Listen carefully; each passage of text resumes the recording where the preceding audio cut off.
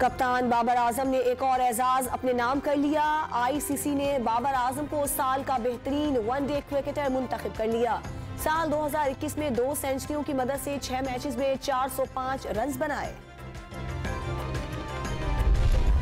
ICC women's world cup 2022 के लिए 15 रुकनी कौमी क्रिकेट टीम का ऐलान। बिस्मा मारूफ की 2 साल बाद बहैसियत कप्तान वापसी, निदा डार नायब मुकर्रर।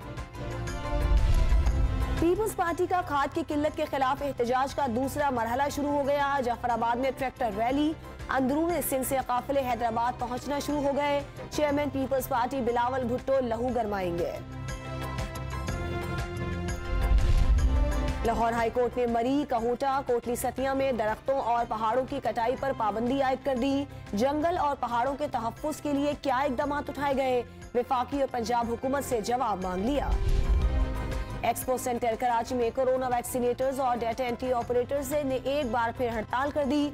9 माह से तनख्वाहें ना मिलने पर काम बंद, शहरी मायूस वापस लौटने लगे। सिंध में 21,000 से ज्यादा आसामियों पर भर्तियों के खिलाफ MQM की दरखास्त पर समाअत बगैर कार्रवाई मुलतवी, हुक्म इम्तना बरकरार।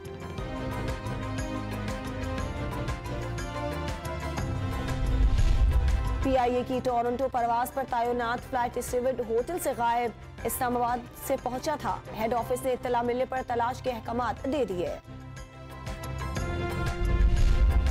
और सर्दी की शिद्दत के साथ ही गैस नायाब, लाहौर में शहरियों को गैस की बिला तातुल फराहमी के लिए करारदाद पंजाब असेंबली में जमा करवा दी गई।